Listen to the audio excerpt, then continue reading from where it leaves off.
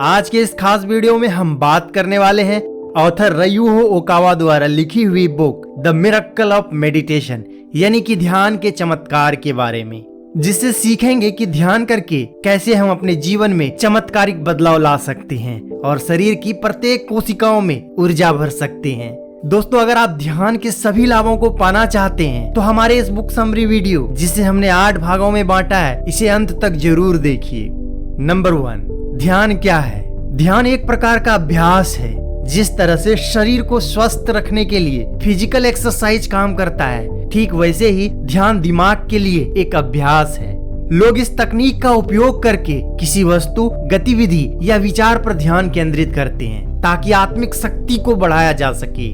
ध्यान एक ऐसा तरीका है जिसका अभ्यास करके आप अपनी इच्छाओं को नियंत्रित कर सकते हैं और अपने मन को शांत कर सकते हैं। ओशो कहते हैं, ध्यान मानवता के लिए किसी वरदान से कम नहीं है, क्योंकि ध्यान हर बीमारी का इलाज करने में सक्षम है। नंबर 2, ध्यान का उद्देश्य। ऑथर के अनुसार ध्यान एक क्रिया है जिसमें कोई व्यक्ति अपने मन की चेतना को एक विशेष अवस्था में लाने का प्रयास करता है। यदि हम ध्यान की उद्देश्यों की बात करें तो ध्यान का उद्देश्य अपने मन को शांत करना हो सकता है, खुद के विचारों को कंट्रोल करना हो सकता है। अपने विचारों पर खुद का नियंत्रण न होने के कारण आप अपने विचारों का गुलाम बन जाते हैं और आपका मन अशांत रहने लगता है, जिसके कारण आप हमेशा चिड़चिड़ा और क्रोधित रहते हैं। ऐसे में जब आप ध्यान का अभ्यास करते हैं तो आप अपने मन पर, अपने विचारों पर धीरे धीरे नियंत्रण पाने लगते हैं।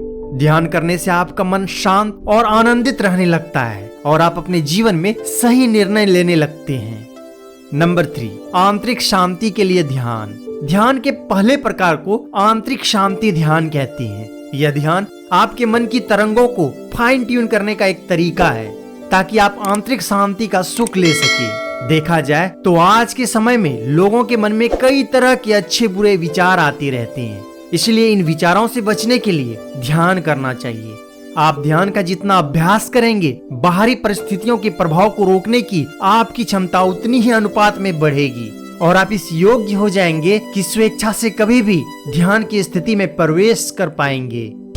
नंबर 4, लक्ष्य केंद्रित ध्यान। इस ध्यान का अभ्यास हम अपने मन में एक उद्देश्य को रखकर करते हैं, जैसे कि आत्म शुद्धि हेतु ध्यान, अपने अंदर मौजूद दिव्य ज्योति में विश्वास करने हेतु ध्यान, या दुख से भरे हुए विचारों का त्याग करने हेतु ध्यान। जैसा कि इसके नाम से स्पष्ट है, इन सभी तरीकों का अभ्यास एक सुस्पष्ट लक्ष्य को प्राप्त करने के लिए किया जाता है। यह पाने के लिए मन के पर्दे पर उस लक्ष्य के चित्र की कल्पना करना होता है। जैसे जैसे हम इन उद्देश्यों को स्पष्टता से देखते हैं, वे हमारे मन पर अंकित हो जाते हैं। नंबर 5, पढ़ते समय ध्यान करें। हम में से कई लोग ऐसे हैं जो भाग दौड़ भरी जिंदगी जीते हैं। हमें बेचैनी और अस्थिर मन की आदत हो जाती है। हमारे मन में 1 मिनट के लिए कोई समस्या होती है, फिर दूसरे ही मिनट में कोई चीज हमारे ध्यान को खींच लेती है और अचानक मन में कोई भावना उमड़ती है जिसमें हम बह जाते हैं। यदि आप भी इनमें से एक हैं तो निराश होने की जरूरत नहीं है। यहाँ लेखक आपको एक ऐसी तकनीक के बारे में बता रहे हैं जिसमें पढ़ते हुए ध्यान केंद्रित करना है। लेकिन अब सवाल यह उठता है कि हम पढ़ते हुए ध्यान केंद्रित कैसे करें?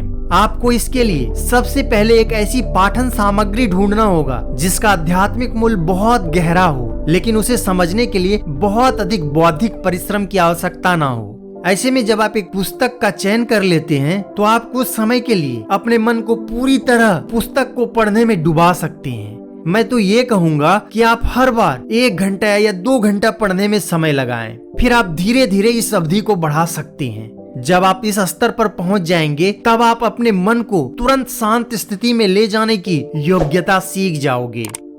नंबर 6, मन का द्वार खोलो, प्रेरणा को प्रवेश करने दो। जैसे कि मैंने वीडियो के स्टार्टिंग में ही कहा था, ध्यान का पहला कदम मन को भटकाने वाली सांसारिक विचारों से छुटकारा पाने के लिए ऐसे एकाग्र करना है जैसे हम कैमरे को फोकस करते हैं। इसके लिए आवश्यक है कि मन को किसी एक वस्तु पर केंद्रित किया जाए। जी हाँ, लेकिन ऐसा करते समय यह भी आवश्यक है कि हमारे विचार नकारात्मक तरंगों की तरफ न मुड़ जाएं। हालांकि मात्र इतना करने से हम ध्यान की इच्छित स्थिति नहीं पा सकते। ऐसे में जब आपका मन एक अंतः तरंग पर एकाग्र होने लगता है और आप इस स्थिति में लंबे समय तक बने रहते हैं, तब आपको अगला कदम उठाना है। और वो अगला कदम यह है कि अपने मन की एकाग्रता को बनाए रखते हुए मन का द्वार खोलना है, जिससे हम इंस्पिरेशंस पा सकते हैं। यदि आप अपने मन में अपना ही चित्र बनाने का प्रयास करेंगे तो यह परिवर्तन संभव नहीं हो पाएगा, क्योंकि हमारे बनाए हुए चित्र हमारे उन भावनाओं का प्रतिनिधित्व करते हैं जिसे हम प्राप्त करने की इच्छा रखते हैं।